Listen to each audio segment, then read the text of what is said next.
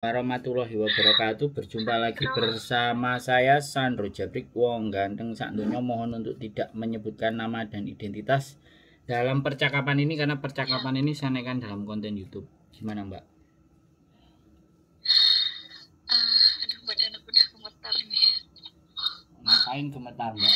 Ini Mas, dikasih borgol aja. aku minta solusi. Dikasih borgol Aku biar minta gak gemetar. solusi nih Mas. Mana? Aduh Mas Sandro. Jadi aku di bosku ini sudah 8 tahun Mas. 8, oke. Dan saya baru sadar di kamar saya ditaruh CCTV Mas. Terus?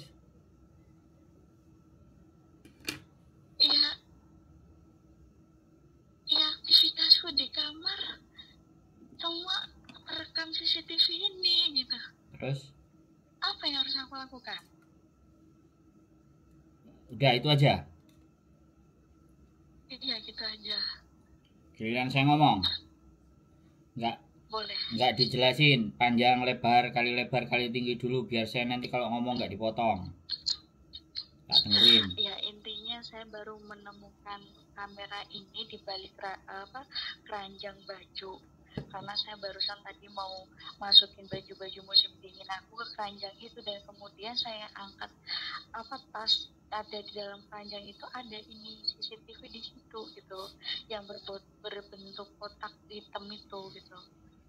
Dan ya aku kaget gitu, karena ya ini kamar privasi loh Mas gitu. Ya otomatis apa yang aku lakukan semua ini ya terekam di CCTV ini, kan udah melanggar aturan dong kalau gitu. Ya habiskan. Boleh Mas, itu aja sih. Oke. Nanti pendapat saya bagaimana, seperti saya bagaimana, sampean ganti dengerin sampai sampean tak kasih kesempatan ngomong, oke? Iya, siap. Oke? Giliran saya ngomong. Boleh, silakan. Gini Mbak, sampean 8 tahun kan sudah. Terus kalau ataupun 8 tahun itu ya, sekali lagi tidak terjadi apa-apa. Kalau CCTV ini ada alternatif A, alternatif B, alternatif C. Aku punya banyak. Dari masalahnya sampean ini aku punya penyelesaian dan solusi alternatif banyak. Tinggal sampean pilih kemana. Mbak aku ini wis gak diceritain 2 menit aja udah bisa A, B, C, D. Mau gimana, seperti apa yang harus sampean lakukan. Oke, yang pertama. 1. Selama tidak terjadi apapun di dalam diri sampean, tidak ada disebarkan segala sesuatu yang sifatnya privacy, ya bagi saya ya, sekali lagi bagi saya nggak perlu kita ributin. Tapi satu hal, penemuan CCTV itu harus sampean foto dan harus sampean rekam, di mana dipasang dan di mana ditemukan, tanggal dan jam harinya ditulis rapi manis ya, ditulis semua ya CCTV itu ya. Oke, diambil. Nah, setelah diambil, ditemukan. Terus kalau tidak terjadi apa-apa, itu CCTV ya kan boleh disimpan dulu, ya kan. Otomatis ya, kalau disimpan dulu mereka akan ngelihat, loh kok nggak ada, loh kok mati. Nah kayak gitu kan. Kok memorinya misalnya diambil, atau kok nggak ada, kok ketutupan kan, kayak gitu tuh. Bisa dipahami nggak?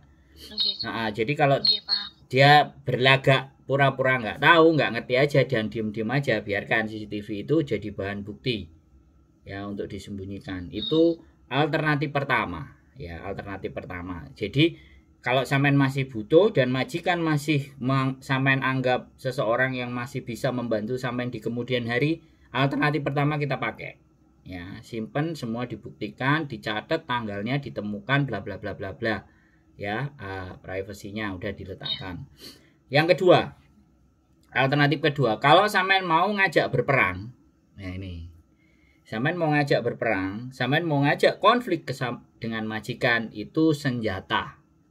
Jadi ada 2 hal ini ya kan, makanya silahkan dipertimbangkan. Kalau kita mau bikin konflik sama dia, langsung bukti dan catatan itu tadi semuanya sampean kumpulkan, sampean letakkan, sampean gosok dulu sidik jarinya, bungkus di plastik lah taruhlah. Ya, kemudian sampean ketemu sama majikan. Ini untuk apa? Kalau sampean mau ngajak konflik, ya kan? Jadi dudukkan, bicarakan baik-baik. Maksudmu apa? Ini ruang pribadi saya. Jelas kalau itu masuk rekaman, saya telanjang, saya apapun ada di situ. Sekarang saya akan melaporkan ini ke labor departemen karena ini bagian dari kerugian secara imaterial. Tahu nggak, kerugian imaterial itu mental, psikis, itu imaterial. Jadi bukan materi kerugiannya. Jadi saya malu karena ini privacy. Di Hong Kong sangat melindungi hak-hak privacy. Di situ sampean bisa menang.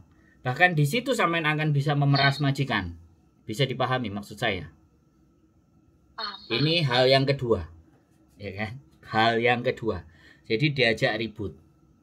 Ya, dan dari keributan itu ada kemenangan di sisi kita ketika bukti itu jelas.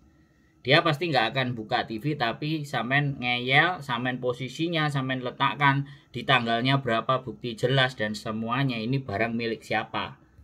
Kalau memang itu benar-benar miliknya majikan dan dipasang sama majikan dan itu ada di kamar private sampean. Nah, ini persoalan ini bisa dapat cuan banyak ini kalau otak kita jadi setan ya. Aku bisa, Mbak, jadi malaikat bisa, jadi setan bisa. Oh iya dong. Sandro kok. Nggak bisa. Jadi jangan ketawa, woi. Ini belum ending ini, Mbak. Saya ngomong gitu loh. Itu satu, yang satu tadi pertama, yang tadi kedua, dan ini yang ketiga. Ya, yang ketiga ini bicara baik-baik. Dan kembalikan sama mereka. Maunya apa? Sampean merasa dirugikan apa enggak? Sampean merasa dihapus enggak? Kalau sampean enggak merasa, ya anggap aja. Ya kan? Apa yang sampean lakukan selama ini di situ ya sudah. Anggap tidak terjadi sesuatu hal. Tapi sampean ngajak diskusi sama dia. Ya kan? Ya sekali lagi itu tergantung sama sampean. Mereka merespon apa? Kalau mereka ngeyel dan ABCD dan membuat sampean sakit hati dan sampean menganggap di 8 tahun tadi kalau ataupun sampean pergi, sampean keluar juga masih banyak ada majikan yang lain, sampean masih bisa artinya adaptasi dengan majikan yang baru dan sampean masih stay di Hong Kong, ya sudah. Alternatif ketiga yang kita pakai. Ya kan? Jadi yang satu dan yang ketiga ini hampir sama, tapi penekanannya adalah terus aku kayak gimana kalau kayak gini, kamu rugikan.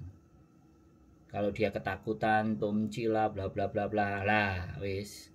Sampean tinggal bikin syarat ya, misalnya aku udah foto ini semua, udah aku rekam, udah aku semua, ini kartu asmu di saya. Kamu ke saya mau bagaimana ini ceritanya? Ini private loh, ini kamar pribadi loh. Udah kamu pasang CCTV, walaupun kamu yang punya rumah, kamu yang punya hak, tapi kita ada tertera kontrak loh ya. Dan aktivitasku di kamar ini aku ada yang telanjang, ada yang semuanya. Kamu bisa ngelihat. Terlepas kamu wanita ataupun kamu perempuan, ini bisa dikatakan sebagai bentuk pelecehan seksual juga. Terus mau kayak gimana? Ngono, Mbak. Wes, sekarang silahkan sama Nino. Iya kaget loh mas, lemes badan sampean.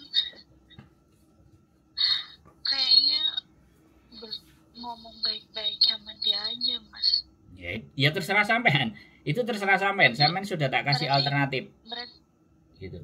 Iya, tapi ini kameranya aku simpen dulu gitu mas. Iya dong, simpan taruh di plastik. Kasih lap dulu, dilap dulu semuanya. Biar sidik jari sampean nggak ada di situ. Dilap semuanya, terus taruh di plastik, terus ditulis tanggal ditemukannya, letaknya. Sampean juga punya catatan sendiri, taruh isolasi atau gimana lah intinya. Iya. Yes. Tapi ini kamera kan mas, aku fotoin boleh nggak mas? Iya silahkan. Ya silahkan. Aku kan ini ngamati dari gambar kan juga belum tahu. Kalau soalnya nih, iki aku pernah ngelihat itu di ruang tamu mas. Nah, terus nih kan aku delok di Google, aku search ternyata benar itu CCTV yang berkekuatan baterai 12 jam. Oh wes lo. Ada memory cardnya nggak di dalam? Ada. Kalau ada memory cardnya bisa dilihat itu. Kalau jangan dikasih ke saya, nanti saya bisa ngelihat punya sampean. Waduh. Nah, sampean bisa ngelihat nggak di dalam itu. Kalau sampean bisa ngelihat di dalam dan ada memorinya, wah itu wis kita bisa meras majikan nih. Kalau otak saya loh ya. Gitu ketawa. Ya pun berarti kula simpen riyen nggih niki kamerane Mas. Iya, sampean sambil kalau bisa melihat apa aja yang lagi direkam. Kan itu pastinya ada rekam dan ada memorinya. Dan bisa jadi kalau melihat cara ngelihatnya memorinya dicabut ditaruh di HP bisa gitu. Ya, yang penting ada memory card. Di HP sampean bisa dihubungkan untuk membaca, tapi kalau sampean masukkan langsung di HP sampean juga bisa. Kalau ada slot memorinya dicolokin terus nanti memory card. Nah, sampean lihat tuh apa aja seharian. Sampean ngapain aja. Kalau itu karena kita ada CCTV yang hanya cuman merekam aja tapi nggak ada aplikasinya di sana. Ada juga CCTV yang ada aplikasinya yang dia juga bisa ngeliat di HP. Nah, kalau yang ketemu yang ada aplikasinya dibuka di HP, nah di situ bisa jadi kalau majikan cowok yang nakal kan otomatis pas giliran jamnya sampean mandi dibuka HP-nya ditelok, oh ceceku ganti baju. Oke, nonton video dulu terus ditutup. Terus bisa juga yang lewat aplikasi itu terus dihapus, bisa jadi. Saya wis tergantung sampean lebih pintar dari dia apa enggak gitu aja. Nek aku pastinya lebih pintar timbangannya majikan sampean. Ya niku Mas kula pun kirim teng WA-ne sampai blog video nih. Tentu ngoten niku. Nanti tak lihat lah. Saiki kita fokus sama masalahnya sampean. Terus sekarang apa lagi? Apa yang mau sampean ngomongin lagi? Udah beres? Enggak ada. Nggak usah bingung, nggak usah panik. Kan sudah. Iya, siap. Sudah ada alternatif solusi A, B, C, D, E, F, G-nya tadi kan. Dan nggak usah panik, nggak usah bingung, ya. Semua dihadapi dengan tenang dan sabar. Siap. Oke? Makasih ya Mas Andro. Siap. Assalamualaikum. Waalaikumsalam warahmatullahi wabarakatuh. Oke ya teman-teman semuanya. Nah, ketika kita menghadapi masalah itu memang harus tenang. Terlepas masalah itu kan krusial ya. CCTV ditaruh di kamar. Nah, ini kan krusial. Tapi saya mencoba ketika ngobrol dengan saya mencoba untuk psikologisnya itu kita tenangin dulu. Karena orang punya masalah itu hal pertama yang harus kita lakukan adalah menenangkan dia dulu, menenangkan mereka dulu, membuat mereka lebih tenang untuk cara sisi pandang ya. Selama mereka bisa tenang, maka solusi apapun yang dari kita itu akan bisa dicerna dengan baik. Jadi sekali lagi ya, sorry itu saya nggak ngomong konselor, saya nggak ngomong para psikolog, saya nggak ngomong secara teori, saya nggak ngomong, tapi pribadi saya melihat kalau kita diajak ngomong tentang sebuah masalah, pahami dulu dan tenangkan dari sisi mereka dulu. Karena dengan menenangkan itu aja sebenarnya sudah menjadi obat. Setiap manusia yang bingung, yang panik semuanya itu hanya butuh untuk ditenangkan terlebih dahulu. Dengan tenang maka mereka bisa berpikir sendiri. Nah inilah yang gak banyak orang tahu. Ya, banyak perjalanan ini membawa saya untuk lebih memahami, lebih mengerti bagaimana manusia-manusia yang sudah bingung dengan dirinya sendiri. Ya, banyak manusia yang bingung dengan dirinya sendiri. Nah, orang-orang yang bingung dengan dirinya sendiri, maka ya hidupnya saya anggap seperti itu aja. Yang biasa-biasa saja, normal-normal saja. Manusia biasa, kata Ferry Irwandi. Ya, jadi penting itu memahami diri kita sendiri, memahami duduk persoalan yang sedang kita hadapi dan berusaha untuk jauh lebih tenang. Dan orang yang tenang adalah orang yang berilmu pengetahuan. Walaupun terkadang emosi itu muncul, wajar, namanya manusia. Tapi ketenangan, pengetahuan yang membuat kita menjadi melihat dunia ini jauh lebih luas, lebih bijak. Karena kebenaran belum tentu bijak, tapi ketika kita bijak sudah melampaui beberapa fase kebenaran. Keep stay tune with YouTube channel and see you next video. Bye bye.